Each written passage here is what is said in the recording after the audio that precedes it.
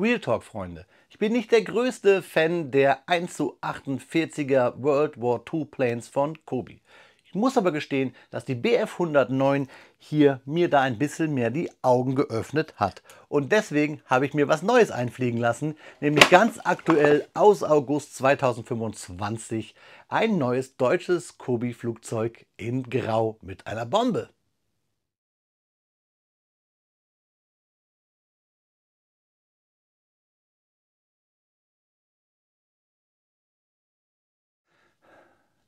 Willkommen in der Noppenklötzchen-Scheune. Mein Name ist Blockstar und ja, Freunde, heute gibt was Neues im Maßstab 1:48 in Grau und Deutsch, das nicht Messerschmitt heißt, sondern Focke-Wulf, das Kobi-Set 5871, die Focke-Wulf FW 190 F8, einen Jagdbomber. Schauen wir mal, was dieses legendäre Flugzeug im Maßstab 1:48 so zu bieten hat.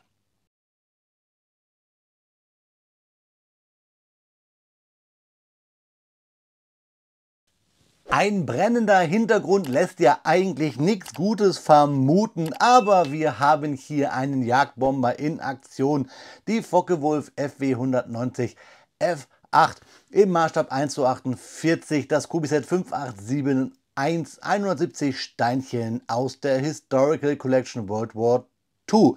Ein Grau in weißes Flugzeug. Schauen wir uns die Rückseite an, da passt das Thema Grau auch ganz gut. Wir haben nämlich hier ein Originalfoto. Die Rückseite sieht mit dem Gras hier etwas friedlicher aus. Fakten bekommt ihr gleich. Und so ein Flieger muss in die Luft. Wir wollen wissen, was sich im Karton verbirgt. Ja, Freunde, da liegt eine Bauanleitung, die mit Klammern zusammengehalten wird in, ja, DIN A6 C6 Format, glaube ich, so heißt das. Und wir haben 8 Bautüten mit Propellern und vielen bedruckten Teilen. Darauf können wir uns schon mal freuen. Und sogar auch die Haube hier ist bedruckt. Das finde ich gut. 8 kleine Tütchen. Das Ganze sieht wieder so ein bisschen aus wie, ja, früher bei Kobi diese kleinen Small Army Sets. Deswegen freue ich mich ganz besonders, jetzt mit euch dieses Set hier im Review zu haben. Alles natürlich hier sind Drucke, kein einziger Sticker. Das ganze Flugzeug wird 19 cm lang und 7,5 cm hoch und bekommt eine Spannweite von 22 cm. Wir bauen drauf los mit der ersten Tüte nicht, sondern wir reißen ja alle Tüten auf, sortieren nach Farbe, Geschmack, Geruch, wie immer ihr das wollt, und wir klemmen dann von Baustep zu Baustep. Kobi-Anleitungen sind immer farbentsättigt. Beim vorherigen Baustep heißt, der aktuelle hat immer die Farben. Pfeile weisen uns den Weg. Wir haben Anlegehilfen und fertig sind wir dann, wenn wir alle 8 Bautüten durchgearbeitet haben, mit dem Baustep 41, wenn wir die Bombe und den Propeller mit dem Spinner anbringen. Auf den letzten Seiten dann immer die Teilübersicht. Sollten euch Teile fehlen, könnt ihr es hier auf dem Service Tag auf der Kobi Homepage monieren. Und ein bisschen Werbung gibt es auch. Und ich mache auch ein bisschen Werbung, nämlich hier oben auf dem i findet ihr meine Kobi Playlist. Da findet ihr alle meine Kobi Reviews. Und da wird auch dieses Review natürlich bald landen. Aber erst bauen wir dieses Set und ihr lauscht schön den Fakten, liebe Freunde. Viel Spaß dabei.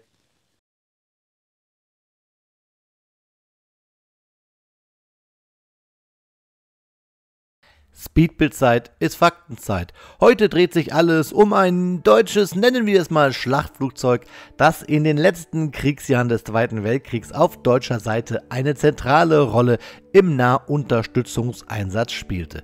Die Focke-Wulf FW 190 F8, die ich hier gerade von Kobi klemme. Robust, kampferprobt und mit enormer Feuerkraft ausgestattet, ein echter Allrounder über dem Schlachtfeld. Die Focke-Wulf FW 190 war ursprünglich als Jäger entwickelt worden, doch mit dem zunehmenden Bedarf an leistungsstarken Bodenkampfflugzeugen entstand die sogenannte F-Serie. Die F8 basiert technisch auf der A8, einem der meistgebauten Jagdflugzeuge der Luftwaffe. Die F8 wurde jedoch speziell für den Erdkampf modifiziert. Der luftgekühlte Doppelsternmotor vom Typ BMW 801 TU sorgte für eine zuverlässige Leistung im Tiefflug, während zusätzliche Panzerungen die Maschine widerstandsfähiger gegen Flakbeschuss machten. Besonders auffällig war die Möglichkeit, schwere Bombenlasten mitzuführen. Die FW 190 F8 konnte über 1 Tonne Nutzlast tragen, darunter bis zu 1000 Kilogramm Bomben. Dazu kamen verschiedene Außenlaststationen unter dem Rumpf und den Tragflächen, an denen neben Bomben auch Raketen oder Abwurftanks montiert werden konnten. Diese Flexibilität machte die Maschine zum Rückgrat der deutschen Bodenunterstützungsverbände. Für spezielle Einsätze konnten sogenannte Rüstsätze angebracht werden, beispielsweise für den Torpedoeinsatz, für zusätzliche Panzerplatten oder für Flammendämpfer im Nachtkampf. Insgesamt war die F8 damit auf verschiedenste Einsatzzwecke anpassbar. Auch die Bewaffnung konnte sich sehen lassen. Standardmäßig verfügte die F8 über 2 13 mm Maschinengewehre MG 131 oberhalb des Motors sowie 20 mm MG 151-20 in den Flügelwurzeln. Diese Kombination aus Maschinengewehren und Maschinenkanonen ermöglichte eine hohe Feuerrate und wirksame Angriffe auf Bodenziele von Fahrzeugkolonnen über Artilleriestellungen bis hin zu befestigten Stellungen. In manchen Varianten konnten sogar zusätzliche 20 mm Kanonen in Außenbehältern installiert werden. Was die Flugleistung angeht, so erreichte die Focke-Wulf 190 F8 eine Höchstgeschwindigkeit von etwa 650 km pro Stunde, je nach Zuladung und Flughöhe. Die Spannweite lag bei rund 10,5 Metern, die Länge bei etwa 8,9 Metern. Das Leergewicht betrug ungefähr 3,6 Tonnen, das maximale Startgewicht mit voller Zuladung konnte über 5 Tonnen betragen. Dank ihres leistungsstarken Motors und der stabilen Zelle blieb die Maschine auch unter hoher Last gut steuerbar, ein entscheidender Vorteil im Tiefflug. Zwischen Dezember 1944 und April 1945 wurden rund 1360 Maschinen der Typen F8 und F9 an die Truppe ausgeliefert. Insgesamt entstanden etwa 3400 Exemplare der F8, trotz knapper Ressourcen und fortschreitender Kriegsniederlage. Sie kamen an allen Fronten zum Einsatz, insbesondere an der Ostfront und beim Schutz deutscher Verbände vor alliierten Bomberoffensiven. Piloten lobten die Maschine für ihre hohe Wendigkeit im Tiefflug und die gute Überlebensfähigkeit bei Beschuss, gerade im Vergleich zu deutlich verwundbareren Bodenkampfflugzeugen wie der Ju-87 Stuka. Besonders interessant sind auch die zahlreichen Varianten der F8, darunter die F8-R1 mit zusätzlichen ETC-50 Bombenträgern unter den Tragflächen oder die F8-U2, ein Prototyp für den Torpedoeinsatz. Die F8-U4 war wiederum eine stark modifizierte Nachtbomber-Version mit Funkhöhenmesser, Autopilot und Tarnmaßnahmen. Jede Variante zielte darauf ab, die Maschine für spezielle Aufgaben noch effektiver zu machen, sei es bei Nachteinsätzen oder bei der Unterstützung der Infanterie, zum Beispiel bei der Partisanenbekämpfung. Am Ende des Zweiten Weltkriegs war die Focke-Wulf 190 F8 eines der wichtigsten Unterstützungsflugzeuge der Wehrmacht. Ihre Anpassungsfähigkeit, ihre solide Bauweise und ihre enorme Feuerkraft machten sie zu einer gefürchteten Gegnerin, sowohl in der Luft als auch am Boden.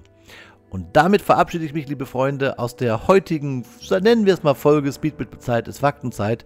Wenn euch die Mischung wie immer aus Klemmbaustein und Geschichte gefällt, lasst mir doch jetzt schon mal einen Daumen da und abonniert meinen Kanal, damit ihr noch mehr Fakten zu zum Beispiel solchen Luftfahrtklassikern wie der Focke-Wulf 190 F8 bekommt. Aber jetzt stürzen wir uns in das Review vom Cobiset 5871 eben dieser Maschine. Viel Spaß, Freunde! Nach 35 Minuten Bauzeit, fast genau auf die Sekunde, steht sie da, unsere Focke-Wulf FW 190 F8 aus der Historical Collection World War II, das Set 5871 aus 170 Steinchen bestehend im Maßstab 1:48. Und mit den Steinchen fangen wir gleich mal an, denn das sind die Steine, die wir über haben. 2 Bügelperlen, den Bügelperlenapplikator, eine kleine Antenne und so eine rounded Teil. Eine gerundete kleine Fliese.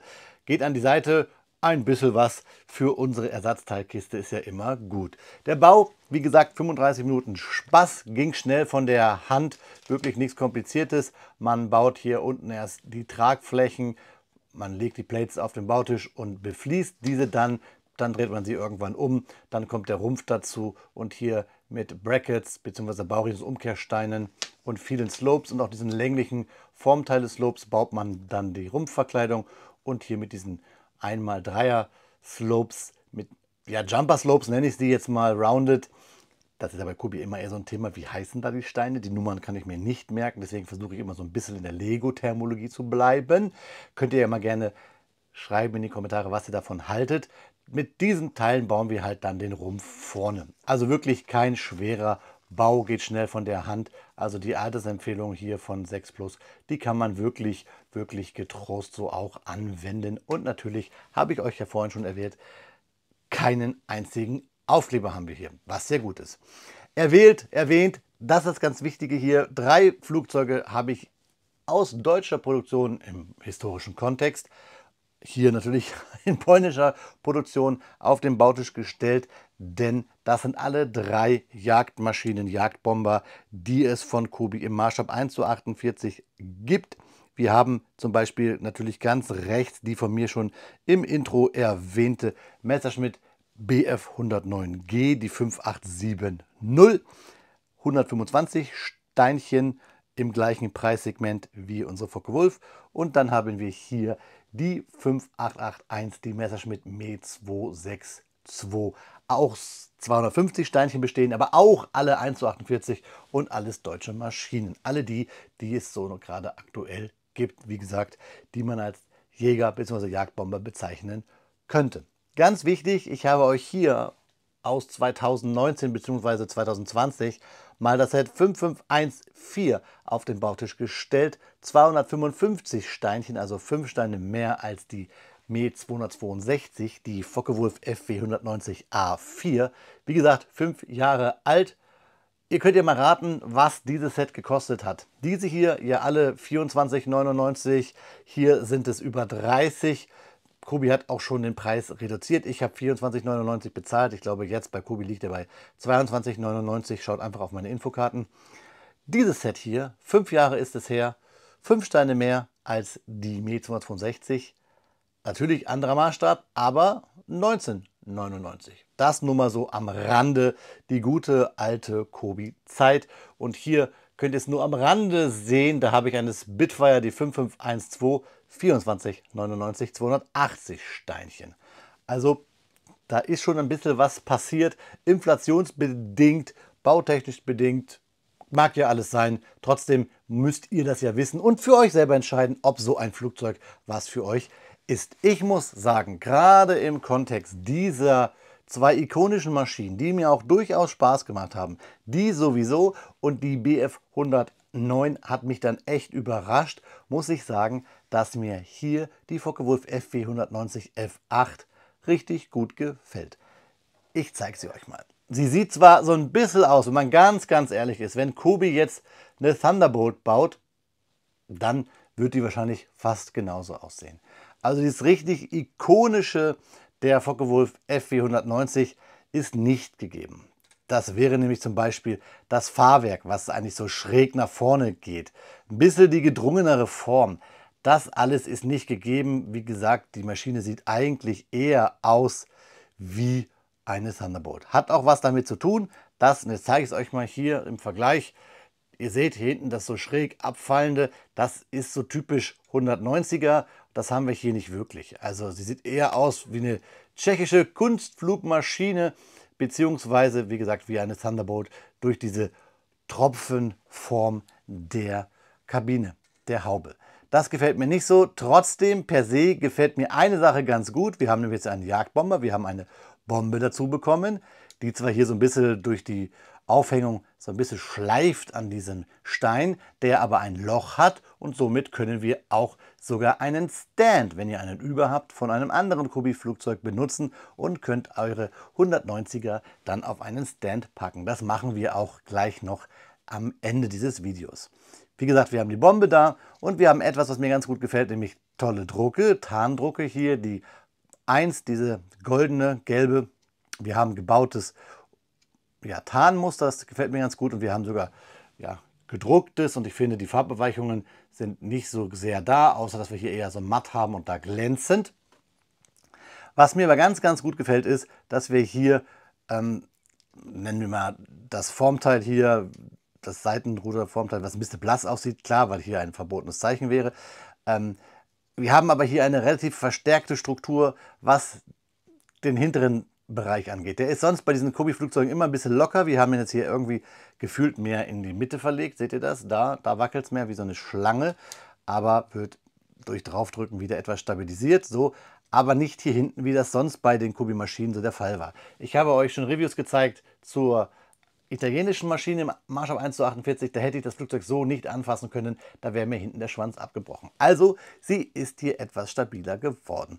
Ich mag irgendwie, auch wenn es sehr billig gelöst ist, hier diese Bautechnik. Das habe ich euch gerade in der Anleitung gezeigt, das gefällt mir. Und wie gesagt, ich mag die Farbkombination, das finde ich ist ganz gut geworden. Mit Augen zu und dem Maßstab geschuldet sagen wir, okay, eine 190er, aber eigentlich sieht es wirklich aus wie eine Thunderbolt, eine P-47 in den Farben der deutschen Luftwaffe. Sonst, ja, ein schneller Bau, ich habe es euch gesagt, auch eben gerade hier einfach weggeklemmt, von oben mit Fliesen gekontert, dann hier den Rumpf aufgebaut, überall ein bisschen Bauriesenumkehr, dann hier die Verkleidungsslopes draufgeklappt und nicht geklappt, drauf genoppt und fertig ist unsere 190er. Also eine schöne Maschine, die das Feld der deutschen Jagdflugzeuge, Jagdbomber etwas komplettiert. Ich hole jetzt noch mal kurz einen Stand. Ich will gar nicht warten. Ich hole einen Stand und dann schauen wir mal, wie die 190er auf einen Stand wirkt. Ihr merkt das gar nicht, denn ich lasse das Video hier einfach laufen. Ja, Freunde, da habe ich mir einen Stand besorgt. Eine, ja, wie damals zur Zeit, italienische Unterstützung. Hier ist der Stand. Da ist die Aufnahme und wir gucken mal und zack, schaut mal, Freunde. Wenn ihr also einen Stand über habt, dann könnt ihr den auch benutzen für die 1:48er Focke-Wulf 190 F8. Passt also ganz gut. Und was ich meinte mit, dass es hier stabiler geworden ist, da schauen wir uns gerne nochmal die 5867 an, die ja hier hinten so, ihr seht es, ich habe es jetzt nur aus dem Regal geholt und da auf 2 Noppen hängt da hinten das, ups, da fällt sogar ab. Ich will das Set nicht schlecht reden, ich wollte bloß sagen, warum mir die 190er gut gefällt im Vergleich zu dieser Maschine hier, auf diese ich mich halt sehr gefreut hatte. Also die 5867 war hier mit der Einstieg, oder ja, nicht ganz, aber mit der Einstieg in meine kleine, wie soll ich sagen, jetzt nicht Obsession ist das falsche Wort, aber dann doch etwas positiv gesinntere Stimmung, was die 1:48er Flugzeuge angeht. Hier bekommt ihr jetzt gleich Detailbilder, dann könnt ihr mal gucken, ob ihr vielleicht genau wie ich den Eindruck habt, eigentlich ist hier eine Thunderbolt in den Farben Deutschlands auf dem Bautisch. Ich mag trotzdem, dass Kobi gesagt hat, komm her, wir bauen jetzt so eine 190er und ja, jetzt der Stand, der funktioniert. Ich nehme ihn wieder ab, der geht wieder zu Folgore, aber ein Punkt noch, Drucke da, ganz wichtig, Drucke auf der Haube, ganz wichtig. Vielleicht, wenn ihr mocken wollt und ihr wollt was Graues bauen, ist diese Haube gar nicht so verkehrt. Der Spinner, der bedruckt ist. Ich habe es euch schon gesagt, hier überall die Wedges, die bedruckt sind und dann hier dann die Slopes, beziehungsweise auch hier die, ja, eigentlich sind es auch Slopes. Wie gesagt, das Thema mit Kobis Teilen. Und dann das nicht so gut gelungene Thema mit der Bombe. Ich habe sie jetzt mal einfach, ich versetze sie einfach mal nach vorne. In der Anleitung soll sie nämlich eigentlich im zweiten Stein stecken. Naja, so, das ist jetzt das, was ich euch bis hierher sagen kann. Ihr bekommt jetzt gleich natürlich Detailbilder. Schaut mal selber, ob ihr meine Meinung hier vielleicht auch teilt und lasst es mich gerne in den Kommentaren wissen, liebe Freunde. Wie versprochen bekommt ihr Detailbilder und dazu ein kurzer Überblick über den berühmten Fluggerätehersteller Focke-Wulf. Die 1923 in Bremen gegründete Firma war einer der wichtigsten deutschen Flugzeughersteller. Besonders bekannt wurde sie durch die Focke-Wulf FW 190, die ab 1941 an allen Fronten eingesetzt wurde und der Spitfire ebenbürtig war. Auch Varianten wie die FW 190F für den Erdkampf oder die TAR 152 für große Höhen zeigten die technische Bandbreite. 1941 war die deutsche Focke Achgelis FA 223 der erste in Serie gebaute Hubschrauber. Nach 1945 wurde die Firma aufgelöst. Viele Ingenieure mussten ins Ausland gehen. Chefkonstrukteur Kurt Tank entwickelte später in Argentinien und Indien neue Flugzeuge und blieb so ein prägender Kopf der Luftfahrtgeschichte. Die Firma Focke-Wulf bleibt bis heute ein Symbol deutscher Luftfahrttechnik. Ja, Freunde, da geht wieder mal ein Review zu Ende. Und wenn ich hier das Ende betone, dann heißt es eigentlich, dass irgendwo der Zukunftsblocksy für euch sitzt und am nächsten Klemmbaustein-Review schneidet. Heute ein Review, bei dem ich euch mal alle 3 aktuellen 1:48er Fliegerchen mit historischem deutschen Bezug zeigen konnte. Als Katalysator natürlich hier unsere Focke-Wulf FW 190 F8, die eigentlich daherkommt wie eine Thunderbolt. Schreibt mir eure Meinung bitte dazu in die Kommentare. Ich habe schon ein paar Mal gesagt, kickt mir bitte den Algorithmus, damit ich euch vielleicht wieder mal so ein 48er Fliegerchen darstellen kann hier im Review. Und wenn ihr da eins habt, schreibt es mir gerne in die Kommentare, welches ihr sehen wollt. In diesem Sinne, Freunde, einen guten Flug, auf Wiederbauen. Euer Freund, der Blockstar.